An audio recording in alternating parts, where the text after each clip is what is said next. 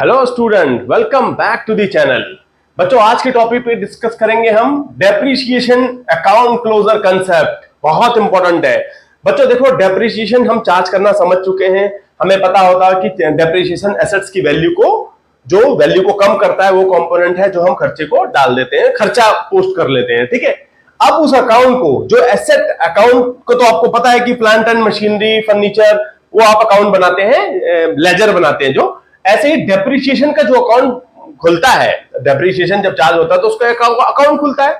उस अकाउंट को कैसे क्लोज करते हैं, क्लोजर का कंसेप्ट क्या है?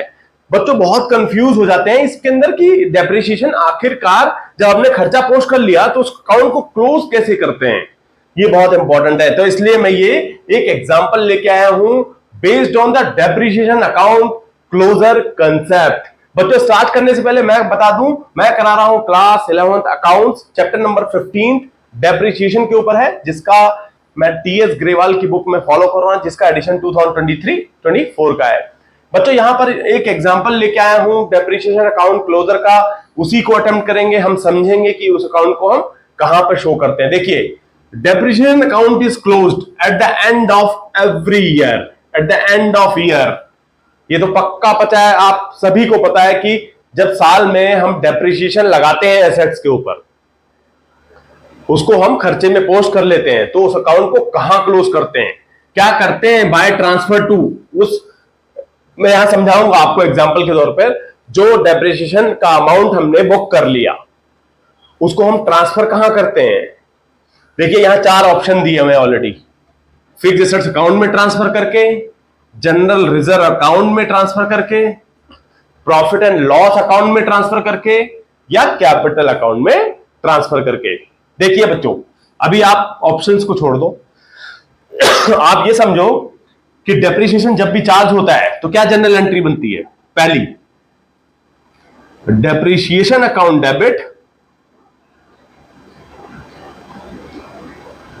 Account debit to fixed assets, जिसके ऊपर लगा है आप उसकी वैल्यू को घटा देते हैं। यही होता है फर्स्ट एंट्री। दूसरी एंट्री यही है कि आप उसको ट्रांसफर करके कहां लेके जाते हैं डेप्रिसिएशन को। देखिए, आप क्या करेंगे?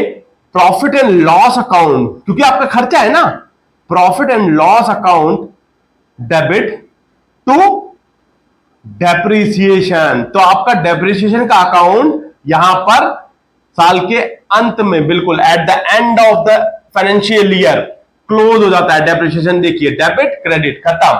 आपने कहां ट्रांसफर कर दिया?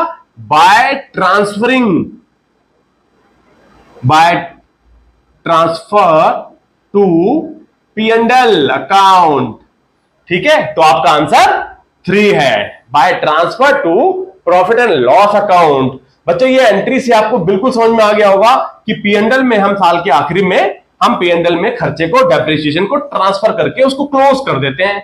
तो डेप्रिसिएशन अकाउंट क्लोजर यही है कि P&L में हम ट्रांसफर कर लेते हैं बैलेंस को। देखिए, आप डेप्रिसिएशन का जब जनरल लेजर बनाते हैं, यही बनाते हैं आप डेप्रिसिएशन अकाउंट का लेजर, ऐसे ही बनेगा। एक छोटा सा लेजर बना देता हूं आपको।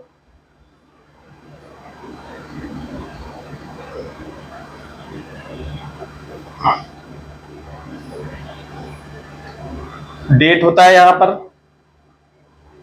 पर्टिकुलर होता है यहां पर, ये एलएफ का कॉलम होता है छोटा सा, ये आप रख लेते हैं इसको। यहां अमाउंट, करेक्ट, यहां फिर पर्टिकुलर होता है। ठीक है, यहां एलएफ का छोटा सा रख लेते हैं, ये आपका अमाउंट। ठीक है, इसको करने की जरूरत नहीं है, ये अमाउंट हो गया। तो ये आपका क्रेडिट साइड, ये आपका डेबिट साइड, ऐसी बनता है लेजर। तो जब आपने पहली एंट्री करी depreciation account debit to fixed assets, तो आप यहां लिख देते हैं to fixed assets. Let's say 100 रुपए का था, 10,000 का था मान लो, आपने ये एंट्री कर ली। फिर उसके बाद जब हम इसको, जो बैलेंस है 10,000 रुपए का डेप्रिसिएशन में डेबिट, आप उसको ट्रांसफर कर लेते हैं बाय P&L अकाउंट। कितने से? 10,000 रुपए से। तो आपका जो डेप्रिसिएशन का अकाउंट है उसमें कोई भी बैलेंस नहीं बचा। डेप्रिसिएशन 10,000 यहां डेबिट, यहां 10,000 क्रेडिट, तो आपका बैलेंस यहां जीरो है, डेप्रिसिएशन का बैलेंस। क्योंकि क्रेडिट में भी इतना, क्योंकि आपने जो बैलेंस बचा उसको आप P&L में ट्रांसफर कर चुके हैं at the end of financial year. तो इस तरह से हमारा जवाब होता है bye transferring to P&L account. तो बच्चों मैं उम्मीद ये करता हूं कि ये कॉन्सेप्ट भी आपको अच्छे से समझ में आया होगा। तो please like, share and subscribe. Thank you, thanks for watching.